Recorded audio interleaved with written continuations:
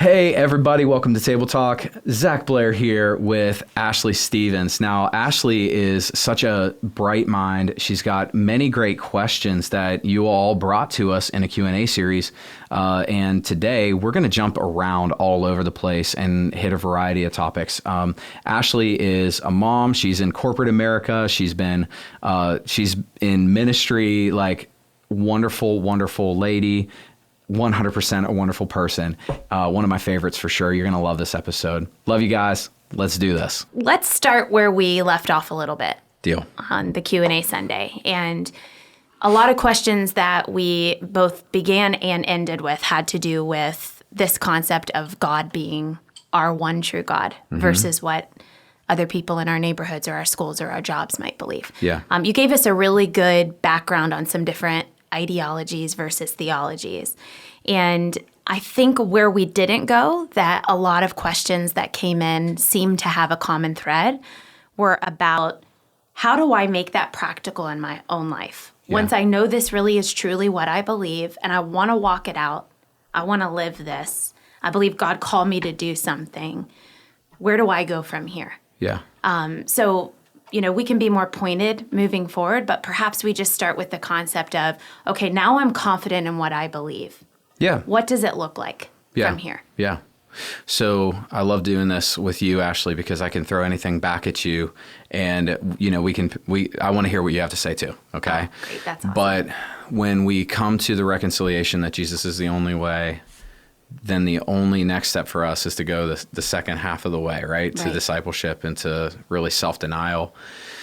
And I think in our culture right now, I think one of my largest burden for our culture is to squash consumerism. Like there's a consumeristic mentality that says that all of this is going to be easy just because I have the right answer, that everything's going to be just totally fine and easy now for me. And now I cross my checkbox off. I prayed a prayer and now I'm good with God. But when Jesus is the only way in our life, and we realize we came to the way, the truth, the life, we came to Jesus.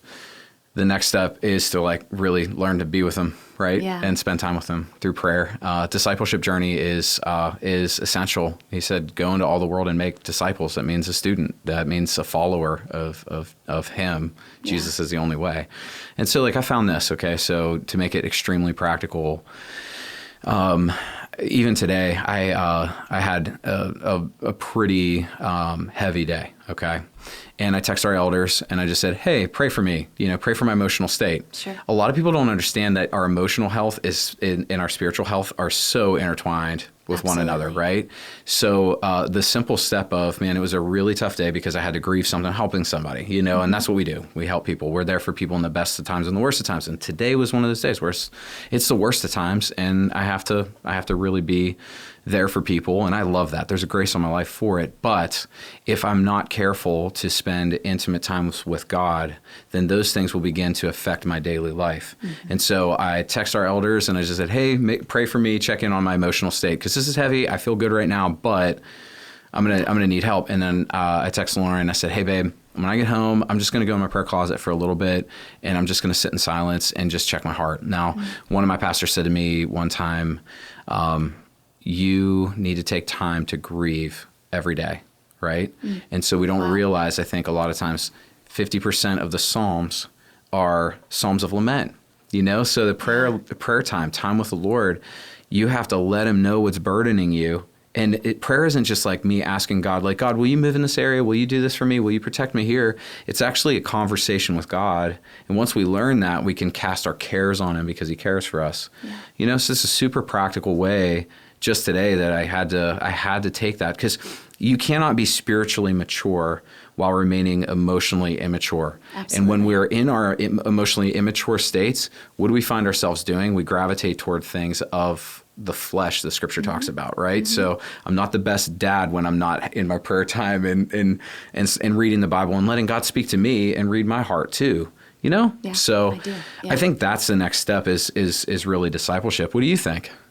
Yeah, it's interesting because normally when you say discipleship, maybe it's just my perspective, but I would think go and make disciples. Yeah.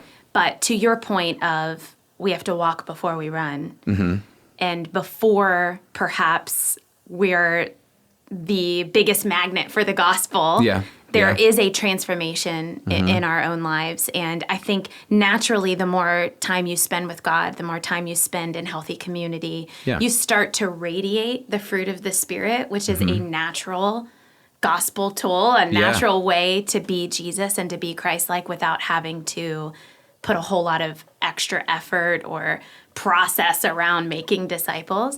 But you yourself are discipled first. And I love what you said, because I think sometimes we confuse disciple for going to make the disciples, but first you yourself and me personally have to be disciple. I think I did a study on the Greek word of that. I think that's a really great point, and I did a study on the Greek word of that. There's only one time where it's disciple is used as a verb in the New Testament. Yeah. It's a noun the rest of the time. So it's about being, not doing. But ultimately, the call is to make disciples. Yeah. And have you ever heard of the term duckling discipleship? Have you ever heard of that? Okay, so we do this with our kids whenever they're coming home from school. They're in the same school. It's a classical education. And so they are all learning relatively the same things, but at different grade levels. And it's interesting. So Noah knows a little bit more than Nora. Nora knows a little bit more than Judah. The best teacher is not me, who barely got through high school. It wasn't that bad, but I feel like it.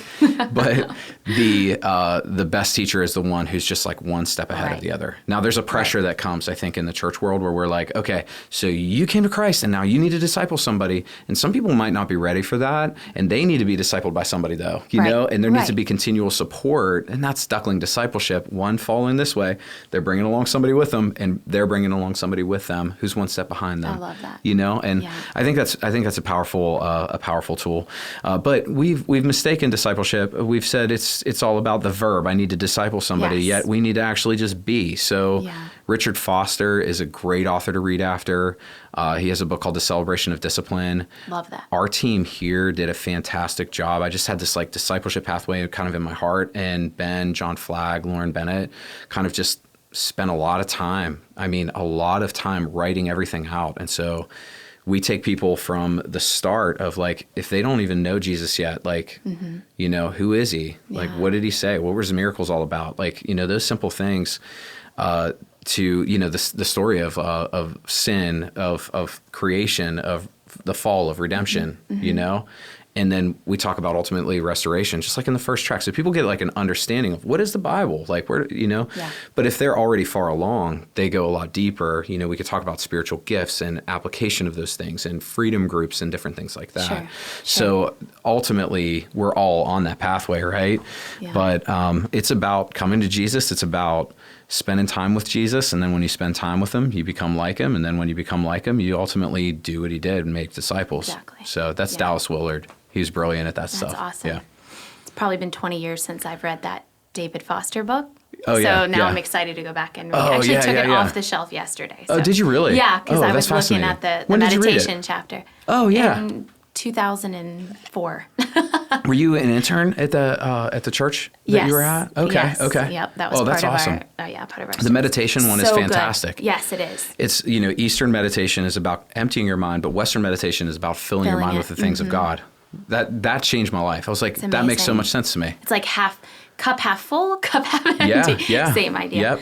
Well, we didn't talk about this, but you brought up a point that I would just love to hear your thoughts on. You know, you talked about the duckling idea and always being, you know, almost mentored by somebody and being a mentee versus a mentor. And there's always someone ahead of us. There's always someone behind us. And obviously in my own life, that is 100% true. Yeah. Mm-hmm. And I know that's true for you. I know you have people who you would call your own pastor that mentor you. And then same thing, like given your day to day, you're doing the same thing for others. And I think that's like the highest calling that we can have, no matter what our vocation is in life, the opportunity to be mentored and to mentor others. And so my question in bringing all of that up is, sometimes when we go through life, whether we're choosing to look at it as discipleship or just working out our faith or whatever the case may be, there are times where we need some help.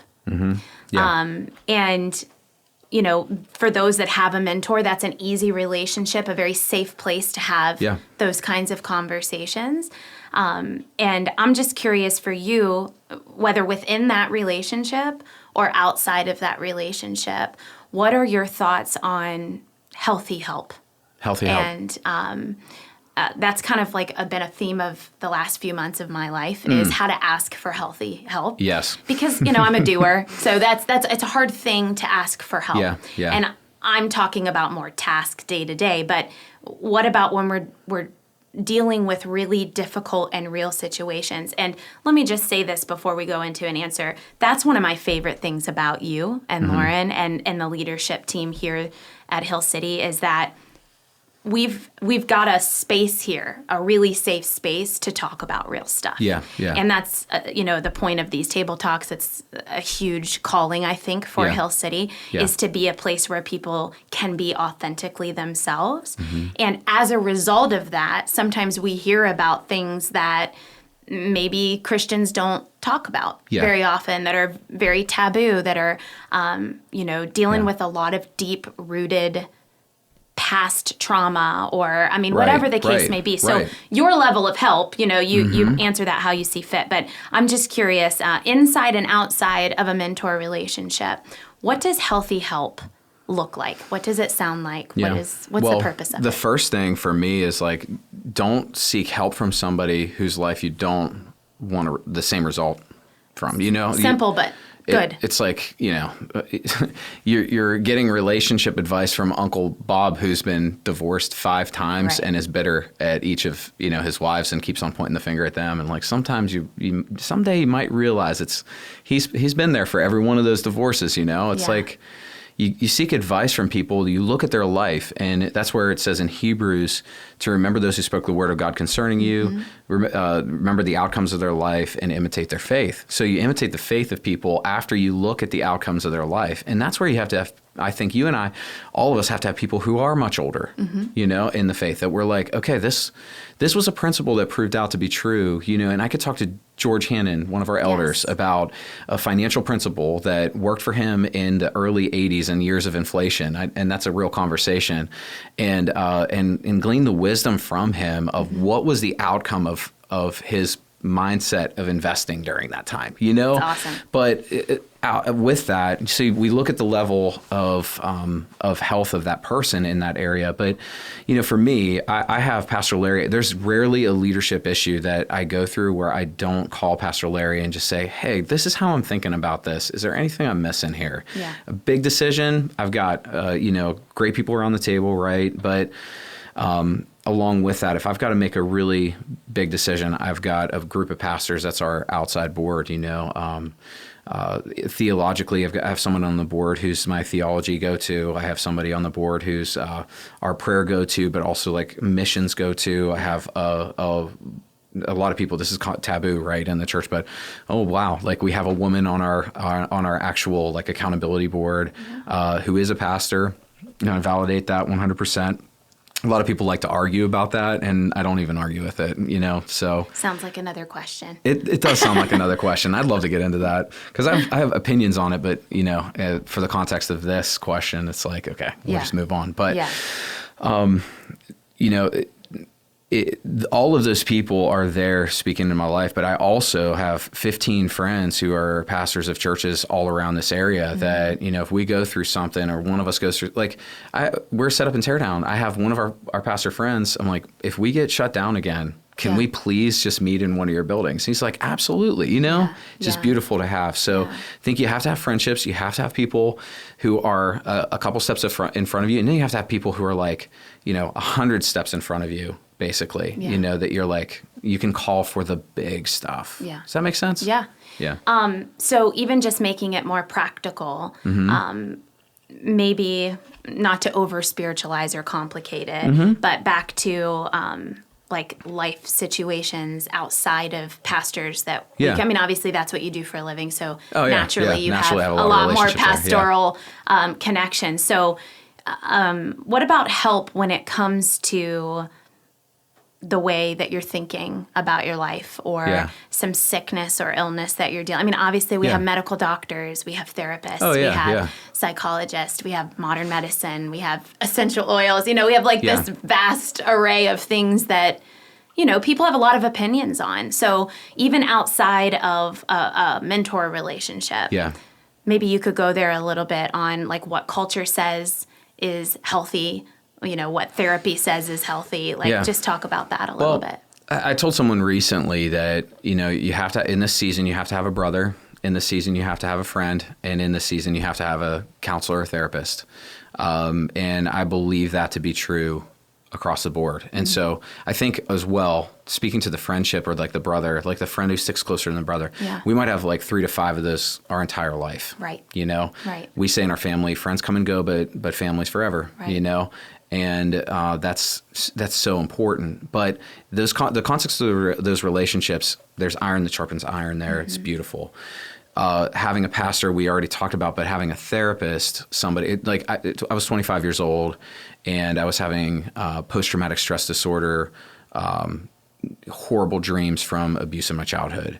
And we had just had Noah, and I remember holding him and loving him, and I remember feeling this like intense burden. I'm gonna screw his life up. Like, I don't know how to be a dad. Like, I'm just gonna ruin everything for him. And I would wake up and I would have these dreams that were tied to the childhood sexual abuse that I went through. And I can't get into the details of it because it's too graphic, but I would wake up with a sense of hopelessness. And the sense of hopelessness would drive me. Like, I knew how I would, like, I had thoughts of suicide and I knew how I would commit suicide. And I was like, I really need to get help because I'm scared right now. And I was a pastor. Like, I was already ordained. I was leading a ministry, and I was scared to open up and have like anyone know what was really going on inside of me.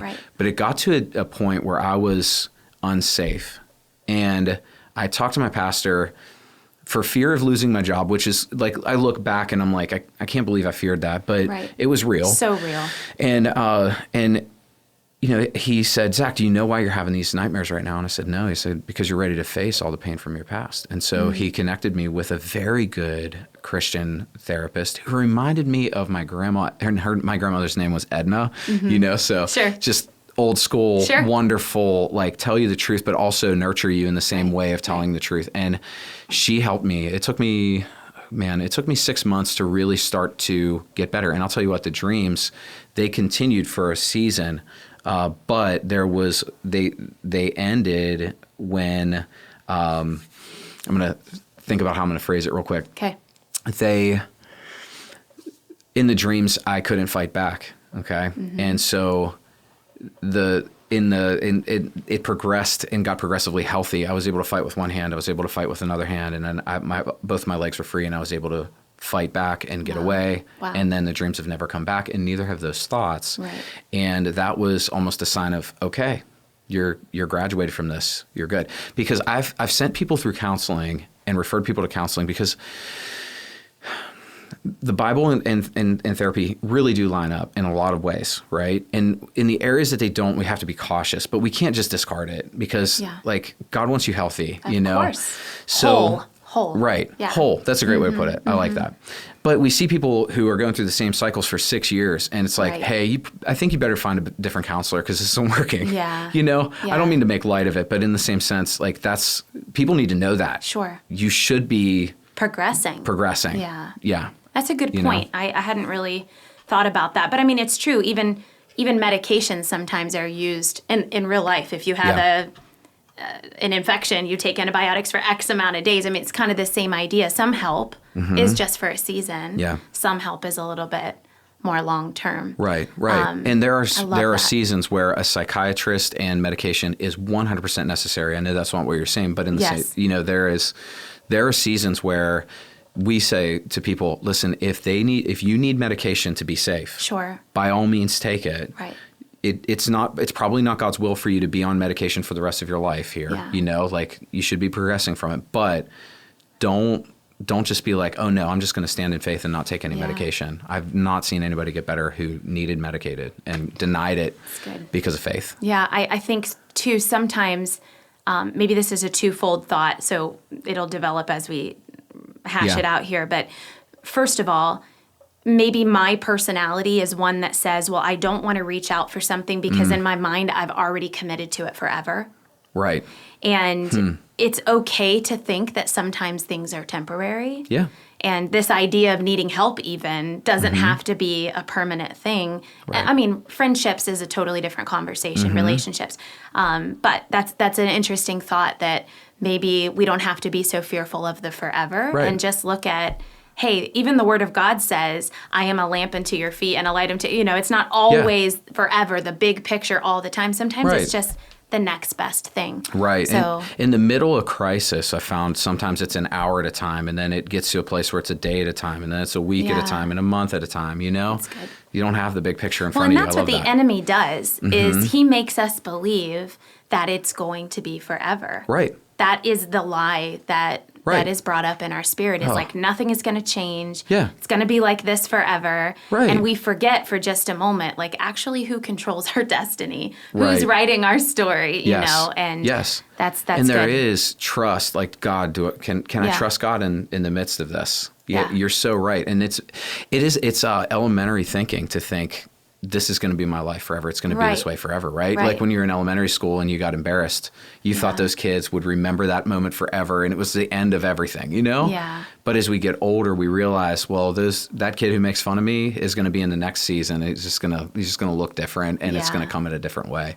Yeah, that's good. I like that. And then the second part of that was you made a comment about how you're not sure why you feared losing your job and admitting that you need some help. So what do you think, looking back on that, was the final straw in saying, okay, I probably really need some help for this? And what advice could you give to someone that's perhaps been putting off that decision or that conversation or that appointment, whatever the case may be? Yeah, well, for me, my life was ultimately in jeopardy, and I realized that, I realized that, I taught kids that suicide doesn't solve any problems. It just creates a whole set of new ones. And that was a line going through my head.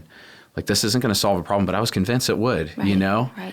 But I just had so much pain. And I realized, like, if I don't reach out for help, like, I'm going to be in a really bad spot. Yeah. I need to. And I could care less about my job at this point. But the reason I didn't want to is also because I was so afraid of what other people thought about me. Right. Like, we're so controlled we're so controlled by what other people think. Yet, like, we won't even sometimes know those people 5 years down the road or 2 years down the road. Yeah. We're addicted to approval from other people. And again, we don't want to disappoint people. Like, that's all natural to not want to disappoint. But if we're holding ourselves back from getting the help that we need, and, even on the extreme, like for me, if your life is in danger just because of what it looks like, Right. like, man, that's not healthy. That's not good. Like, the It's world like needs us around. perception paralysis. Right, You're right. Is that a paralyzed real by the term? perception. I don't know. I just made it up. Why not? I like it. You need to coin it. That's good. Okay, there you go. Perception paralysis. It's really true, though. I mean, it really keeps us from making even really godly decisions or next steps that make us more whole. Or, I mean, obviously we're in the vein of healing right now or help, but even in other areas of life, if you think about your purpose, for example, that idea of, okay, if I commit to doing this right now, I'm going to do it forever, and not being willing to take that first step towards what God called you to do, or being obedient in that because of that. Now, obviously, that's a little less on the perception side, but it could be that, people are going to think I left a stable job to pursue this. Like, I'm sometimes flighty and unpredictable. And Right. There's so much, I think, paralysis that comes from making big decisions in general, whether that be help or, Henry Cloud said something that was really interesting one time. He said, if you can't get over this on your own in 3 months, it's time for you to reach out to get help. That was so good for me. Interesting. I was like, oh. I wonder why 3 months. Well, I think he was just putting a time frame on it, because you realize, like, okay, your life, well, there's a lot of, 21 days and those types of things. Like, you're starting to create pathways in your brain that probably has something to do with it. Yeah. But I think that it's like, okay, 3 months is enough now. Like, you tried and you're still battling this on your own, and you haven't opened up. It's time to open up. Yeah. Yeah. I heard a statistic, it was a long time ago, but it talked about how people basically Heisman change. They just resist it as long as possible. Yep. And that the statistic in that was something like 90% of people don't change until it's so painful that they're forced to do it. Yes. And so they've just wasted all this time, all this sickness sometimes, all these friendships, and really they could have just given in or leaned in to some positive change. And it's just interesting because I'm sure, like, I know that I can identify in that in some areas of my life. Like, why do we resist so much good or so much help or so much of our calling? Just at the thought of what other people might think or it's interesting. Wow. Okay, you made the comment about elementary school. And it made me think about the comment you had made right before that about how we may only have 3 to 5 really good friends in our life. And I think the older I get, and we were born the same year, so, the older we get, sorry, I realize it's true that maybe what I believed about friendship. It took me a second. Like, the older we get, I like it. Yeah. Sorry about that. No, you're good. Got to keep it fun, Yeah. That it is possible that I can't be best friends with everybody. That in elementary school, everybody's your best friend. You watch all these kids in real life in school on social media, kindergartners hugging each other, and you're my best friend. I love that. I love that thought that there's no boundary. That kind of forever is okay, And so when it comes to relationships, though, we all go through different seasons. Sometimes geographically, we move states, we change jobs, we have kids, people go through divorce or breakup or whatever the case may be. And, I'm just curious your thought around moving on from relationships. Maybe it's not even toxic. It's just, you only have so much capacity in life. And how do you know, or how do you feel about, like, this is the forever kind of friend versus it's okay that this was a season of our lives, and of course we'll pick back up when we can. Or, some of it could be your response to, this was a broken relationship, somebody hurt me, versus maybe it's just not the timing in life. What are your thoughts about that? Yeah, we always say that relationships are in our lives for a reason, a season, or a destiny. And those destiny relationships, I think there's just something different about it. For me, the way that I gauge a destiny relationship is, can I really trust this person driving my wife all the way across the country? That's interesting. If the answer to that is no, then I'm not going to be like, I'm not going to say, this is like my best friend. Sure. So it's true, because teenagers are like, this is my best friend, this is my best friend, this is my, like, every person on Snapchat is my best friend. Right. And as we grow, we realize, like, hey, that's not really the case, because and values always have to line up too for that kind of relationship. So if you find yourself saying yes to things you once said no to, that's probably not because you're around that person. That's not good. Or you hear, I don't really like the version of you when you're around so and so. We've heard that. I was like, maybe that friend who's saying that to you is a really good friend because they're like holding you accountable to your values. And that's where even to not be afraid of confrontation in relationships. So I remember early on in the church, Nate and I had a disagreement on how I taught a certain message. I loved that he called me out on it. We completely disagreed on the outcome of it, but we're cool. You're still good friends. It's good. But I respect him more because he's like, hey, the way you approached that was a little bit harsh. And I was like, but it needs to be, because I've seen the opposite side of it. And he's like, well, like we kind of go back and forth. And we're like, we're probably not going to see 100% eye to eye, but we respect each other on this. And so like with that too, we've learned through the years, okay, there are like our values or our beliefs, there are things that we have to be united on. Then there are things that we can disagree on, but we can honor one another. In those things, they're secondary, they're honor. But in all things, there needs to be love, right? So we even teach our kids the circle of influence, the circle of concern, right? And the circle of intimacy. The circle of intimacy is reserved for one person. We teach their kids that, right? But the circle of influence is reserved for 3 to 5, and those are the people who are going to influence you, and they're either going to propel you or pull you back. Then the circle of concern, everyone else has to be in the circle of concern. Like, hey, I'm here to support. I'm praying for you. We're acquaintances. That's great. you know? That's good. Yeah, I think that really, in a world of constant entertainment and social media, and we already desire connection, and now we have connection 24/7 anytime Yeah. we want it. It is interesting to watch the next generation versus myself, even in comparison, in processing relationship and Yeah, the season, yeah. like you said, destiny. What'd you say? Reason, season, destiny. Reason, season, and destiny. Yeah, And you know, we're a relationship culture, Yes. and we believe, I think we're aligned in this, that God didn't create us to do life alone. Right. And so there is so much life and so much fulfillment in doing life Yeah. with the people that God has put in your corner. Yeah. And finding those boundaries sometimes as we grow and Yeah. as we mature and as we change, it's an interesting concept. Yeah, C.S. Lewis had a really interesting thought when it comes to community and building community. He mentioned, I think this was on his book About Grief. I could be wrong on that, but I remember reading about how he said they lost one of their friends, and there was a group of friends. I think it was like 3 or 4 guys that used to get together, and actually it was 4, and they went down to 3. They lost one, and he said that group didn't seem to gel as nearly as well as when their friend was there, because that friend brought out certain aspects in love each that. of them. And that's the beauty of strong friendships, right? Yeah. Isn't that awesome? Makes you want to be that kind of friend. Right. Yeah. Right. And I Yeah. love that. That's charisma. You know, you walk away from a room and people think that they're the brightest person in the room. You're not you. You know, like you know, that's the kind of leader I want to be. Like, bring out the best in other people. Yeah. You know, and Ditto. you do that too. Well, that you do naturally. as well. I love Yeah, that. yeah. I love And that. your Even though friendship. I almost called you old a few whatever. minutes ago. Yeah, he called us old. Yeah, I called us old. Yeah, but your friendship does that for people, Ashley. You know, that's a real gift on your life, like your intentionality in relationship and your hospitality, and when you have people over.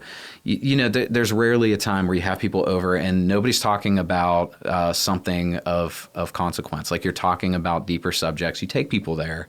You know, and you see people and notice them, like for you to notice our kids in a season of them being, you know, just maybe unseen a little bit as the foster girls were, you know, first starting to acclimate. Like, that's a gift on your life. Do you have anything to say to that? No, I mean, I think that having that modeled for you makes it easier for you to become that kind of person of relationship or influence. And I had a little bit of that modeled for me, a lot of that modeled for me. Yeah. Not through your mom? Yeah, through my parents and my dad as well. Yeah. You know, we joke all the time. Like my I almost said my husband. My dad is my biological dad is a officer, a Marine. But specifically in our area, we touched 3 states where I grew up. And so if anybody heard my last name, they knew my dad. And it was always because of some sort of positive influence or relationship or grace he had with them.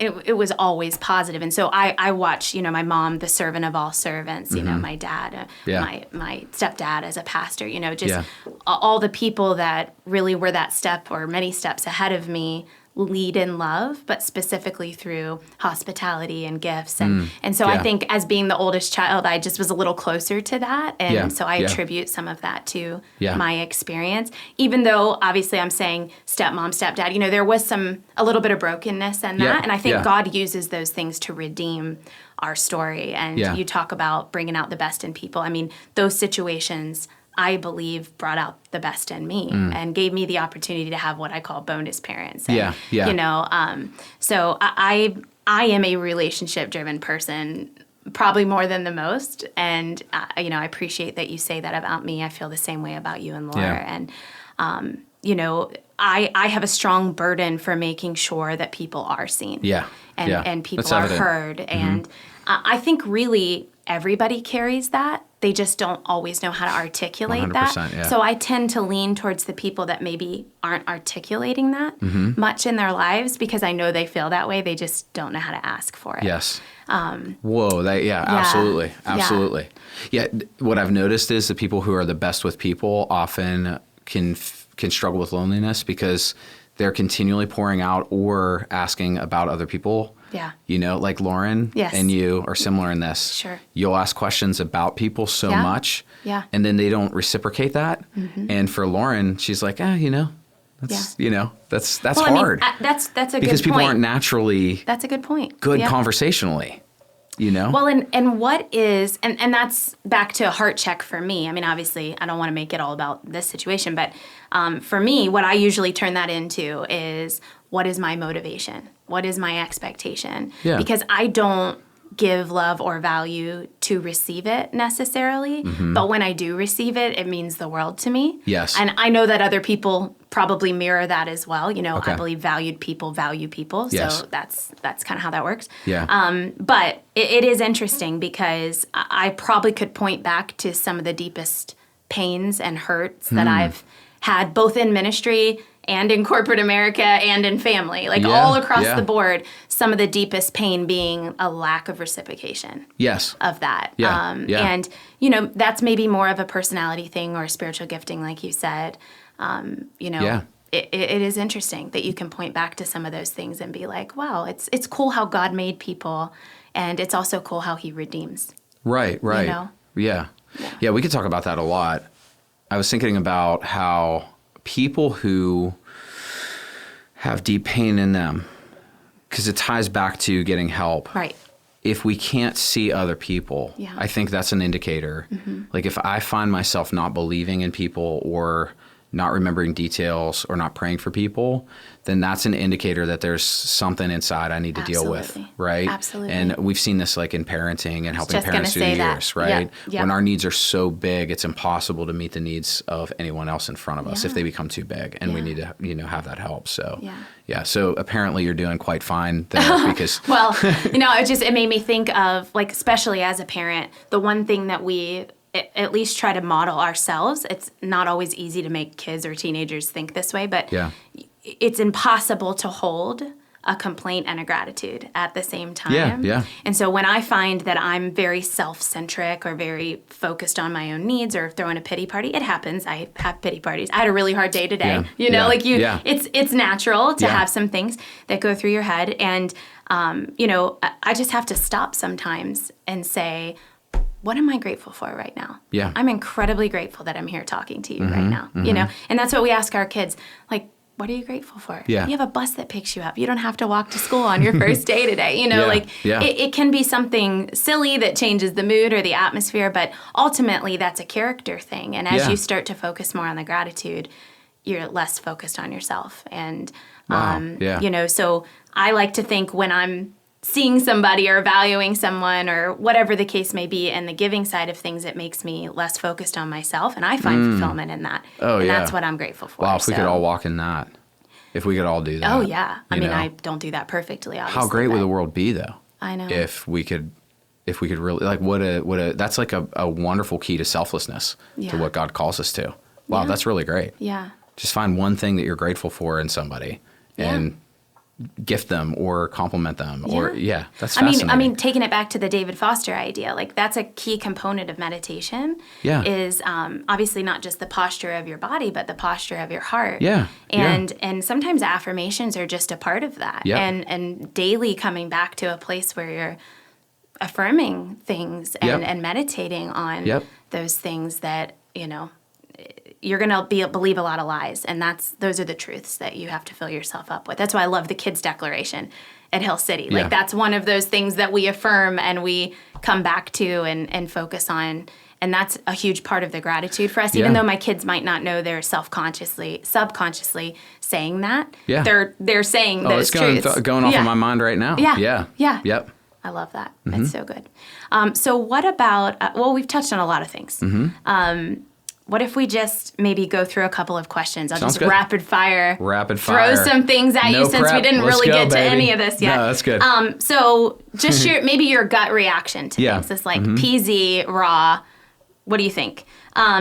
Tips on prayer. Okay. When's the best time? What? Yeah. Oh, tips on prayer. This came out easy. Get the book by, it's called Experiencing Prayer with Jesus by... His name was, I can't remember his last name off the top of my head. Man, I can't believe it. But it'll come to you. He talks about having your specific time, your specific place, and your family, if you have a family, or your friends, knowing that's your time and place.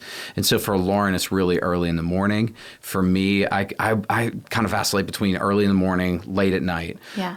But I have a prayer journal that I write in, and I have, special things, and my kids are going to read that one day that I'm like, hey, I'm praying for, and that's a way that I remember details in people's lives as well, because I'm praying for them specifically, I love as well, when it comes to prayer, I love putting on soaking music. I'll come here to HQ, nobody's here, put the blinds down, and I just have time to myself. I just sing and I just worship, and nobody's around, and I just pray. I think a lot of times in prayer we just have to have our heart, just allow our heart to be close to God's, and allow. It's funny. It's a two-way conversation. It's not just me talking. Right. There are times we just actually need to listen a little bit. Yeah. So That's experiencing prayer with Jesus, probably the best book on prayer for starting to pray. Yeah. That's good. Find your own space and place. Is that what you said? Yeah. You have to have your own time, your own place. I love that. So when I'm sitting in this chair, we could say that to my kids. Yep. When mom's in this chair, what's she doing? Oh, she's praying and she's reading. Is it Charles Spurgeon's wife? One of the old fathers of the faith had a wife. They had I don't know, I don't want to misquote it. It's okay. A dozen kids or 10 kids or something. And there was no space for her. And there's this really cool story about how she would go sit in the kitchen and pull her apron over her head. Oh, yeah. I heard that story too. And the kids would know, oh, that's mom's space. And she would talk to God. She'd scream. She'd cry. Like that was. Yeah. And so sometimes even if you don't have a space, what's the posture of the moment? Just pull your apron over your head. Pull your apron. I heard that too. I don't know where I heard that. Yeah. Oh, now I have to go look it up. The book is by Henry Blackaby. It just See, came to me. there you go. I knew it would come up. Yeah, pull the apron over your head. I like it. I love it. Okay, so we talked a little bit about your thoughts on what's next in your life with Jesus after you believe. We started there. One of the questions that came up was, what about baptism? Mm-hmm. When is the right time? What if I was baptized in maybe a Catholic upbringing? Do I do it again? What are your thoughts? Yeah, Rapid fire. Nice little controversial thought here. So the Ethiopian eunuch, I go to that. He points to, he's reading the scrolls. He says, see, there's water there. What holds me back from being baptized? And Philip, who led him to Christ just recently, says, if you believe with all your heart, you may. And so we do also see, I think that we in non-denominational churches, I think sometimes we overlook this aspect where it says Cornelius and his entire household was baptized. Yeah, interesting. So I see this case for entire households being baptized. And so I don't know why I don't see that practice very often, but I have no problem, even if you look at the old documents of the early church that were found in the, no, it wasn't the Talmud. It was in the Dead Sea Scrolls, and I'm forgetting the book off the top of my head. But early church history, they couldn't immerse a child fully, so they would just make the sign of the cross and put water. My practice is I want someone to make a confession that Jesus is the Lord of their life and fully make that confession. Sure. And that means I understand that this is going to be a life of sacrifice. This isn't going to be a life where I get to do my own thing and I'm going to submit my life to the Lordship of Jesus. And so there's a difference between, I believe Jesus died on the cross and God rose him from the dead, and then actually submitting my life to the Lordship of Jesus. And so think about it, can somebody who is deeply caught in sin and they don't want anybody to call them out on that sin, and they're like, no, this sin is, this is me, this is my identity, this is who I am, can they get baptized? Well, if they're not willing to lay that down at the Lordship of Jesus, I think that needs to be a conversation, and that's a case by case. That's people good. are people. You talk to people, treat them. Sure. Everybody has a story, Yeah, it's not about age or stage of life. No. It could just be literally about what you're dealing with, what you're living in. Yeah, I love that. You've got to know what you're getting into when you're following Jesus, and, it's a big step. That's good. I mean, I've even heard people say, well, I was baptized at 5, not even necessarily in the Catholic Church as an infant, but it was because my parents told me, and then make that decision on their own for their own lives in their 20s, 30s, 40s. Yeah.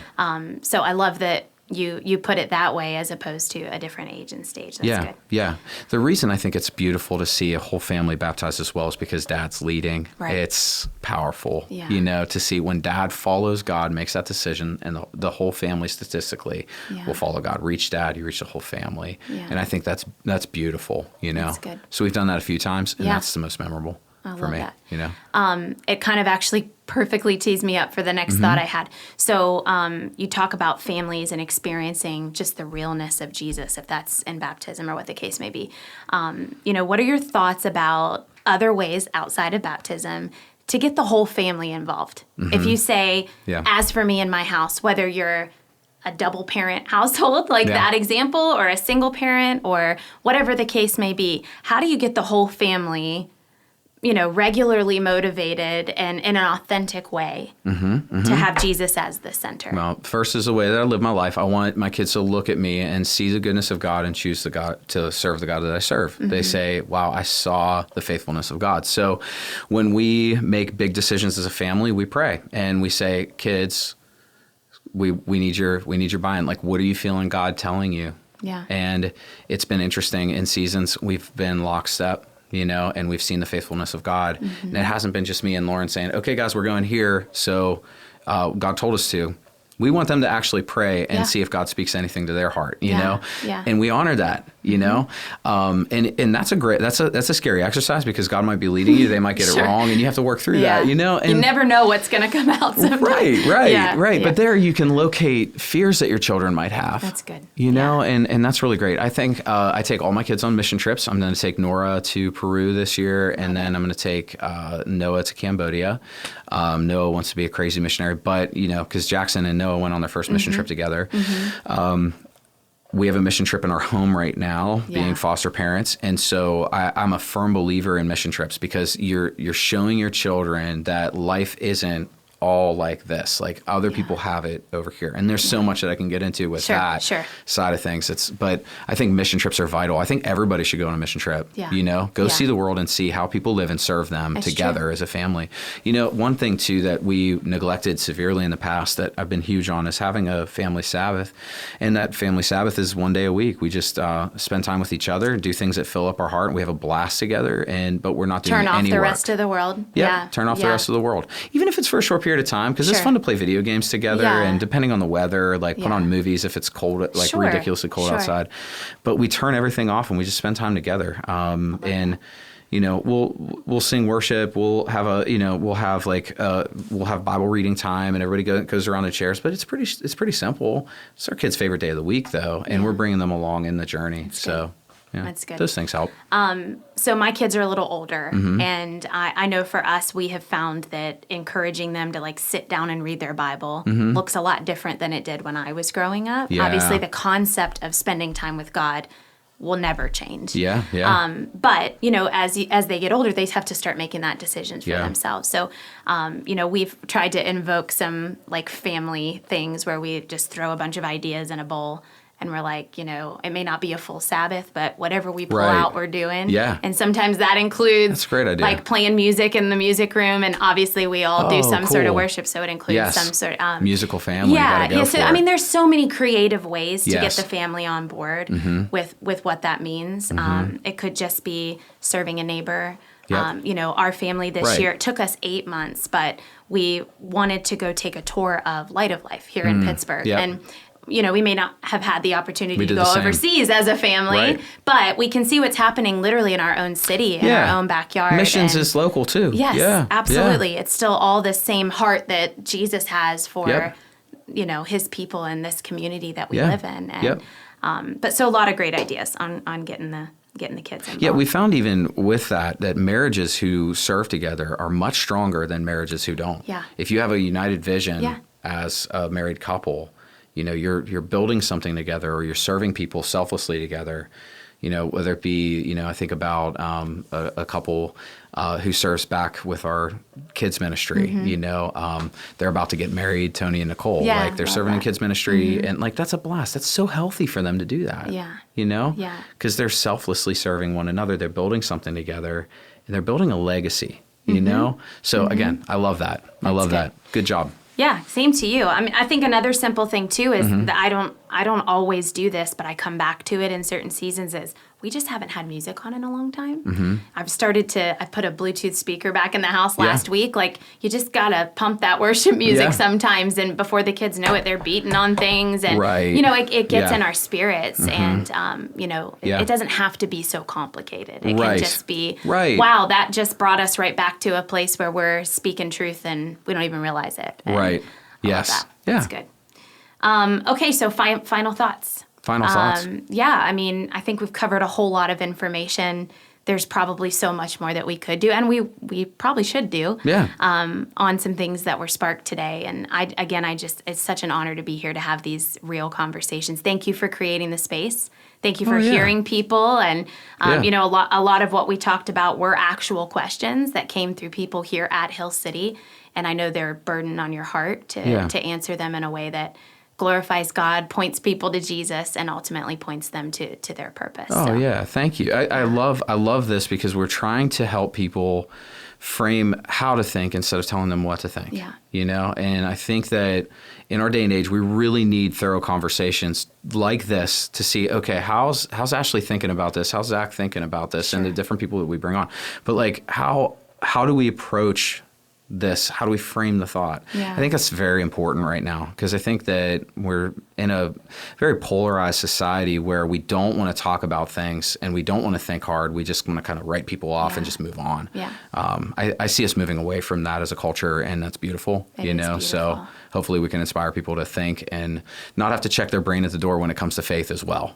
So if you have a burden on your heart for something that we talked about today, maybe something that we didn't talk about today, but you'd like to see some honest and real conversation, that's what we're here for. So we just want to encourage you to submit those questions, and we'll consider them. You guys talk as a leadership team exactly who needs to be involved, but we're in this together. So thanks, Hill City.